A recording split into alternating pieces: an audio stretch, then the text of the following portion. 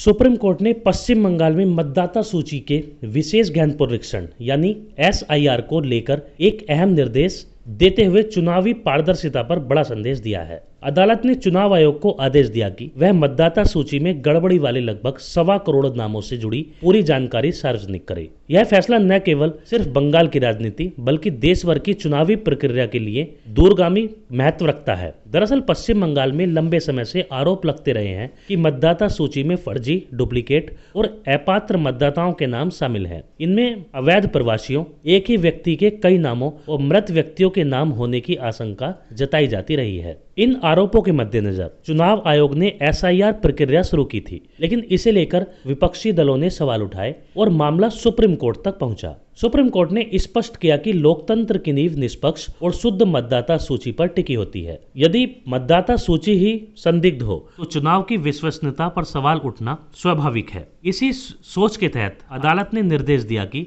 जिन 1.25 करोड़ नामों में गड़बड़ी की आशंका है उनकी सूची सार्वजनिक की जाए, ताकि राजनीतिक दल, नागरिक समाज और आम मतदाता स्वयं इसकी जांच कर सकें। अदालत ने यह भी कहा कि पारदर्शिता से ही संदेह दूर होता है। यदि चुनाव आयोग के पास ठोस आंकड़े और आधार हैं, तो उन्हें छिपाने के बजाय जनता के सामने रखा जाना चाहिए। इससे न केवल अफवाहों पर लगाम लगेगी बल्कि चुनाव आयोग की निष्पक्षता और विश्वसनीयता पर भी मजबूत होगी। इस आदेश के राजनीतिक मायने भी गहरे हैं। बंगाल जैसे राज्य में जहां चुनाव अक्सर बेहद करीबी और तनावपूर्ण होते हैं, मतदाता सूची में गड़बड़ी के आरोप सत्ता और विपक्ष के बीच बड़े मुद्दे बन जाते हैं। सुप्रीम कोर्ट का यह निर्देश दोनों पक्षों को तथ्यों के आधार पर बहस करने का अवसर देता है, न कि केवल आरोप प्रत्यारोप का। साथ ही यह फैसला देश के अन्य राज्यों के लिए भी एक नजीर बन सकता है। यदि कहीं भी मतदाता सूची पर गंभीर सवाल उठते हैं तो वहां भी पारदर्शिता और सार्वजनिक जांच की मांग मजबूत होगी। कुल मिलाकर बंगाल एसआईआर मामले में सुप्रीम कोर्ट का यह निर्देश लोकतंत्र को मजबूत करने की दिशा में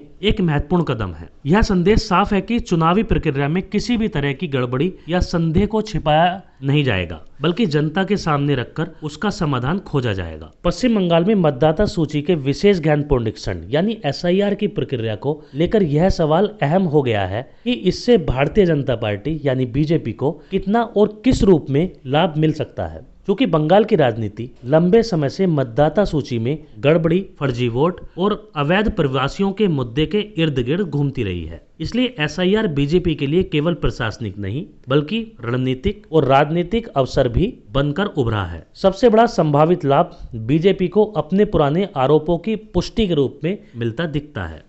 पार्टी लंबे समय से दावा करती रही है कि बंगाल में बड़ी संख्या में फर्जी और डुप्लीकेट वोटर मौजूद हैं, जिनका फायदा सत्तारूढ़ दल को मिलता रहा है। एसआईआर के तहत लाखों नामों पर सवाल उठने से बीजेपी को यह कहने का मौका मिलता है कि उसके आरोप महज राजनीति नहीं बल्कि वास्तविक समस्या पर आधारित थे। इससे पार्टी की विश्वसनीयता अपने समर्थक आधार पर मजबूत होती है। दूसरा लाभ चुनावी गणित से जुड़ा है। यदि एसआईआर के बाद वास्तव में अपात्र, डुप्लीकेट या संदिग्ध मतदाताओं के नाम हटते हैं तो इसका असर उन क्षेत्रों पर पड़ेगा जहां बीजेपी का मानना है कि उसका नुकसान फर्जी वोटिंग से होता रहा है, खासकर सीमावर्ती जिलों और शहरी इलाकों में जहां अवैध प्रवासियों को लेकर बहस तेज रही है। वहां बीजेपी को यह उम्मीद रहती है कि शुद्ध मतदाता सूची से मुकाबला ज्यादा निष्पक्ष होगा। तीसरा, एसआईआर ने बीजेपी को राजनीतिक नैरेटिव गढ़ने का एक मजबूत मुद्दा दिया है। पार्टी से लोकतंत्र की सफाई और निष्पक्ष चुनाव की लड़ाई के रूप में पेश कर सकती है। इससे वह खुद को कानून, संविधान और संस्थाओं के साथ खड़ा दिखाने में सफल होती है, जबकि विरोधियों को बचाव की मुद्रा में आना पड़ता है। हालांकि लाभ के साथ जोखिम भी जुड़े हैं। यदि एसआईआर की प्रक्रिया को जनता का एक बड़ा वर्ग पक्षपातपूर्ण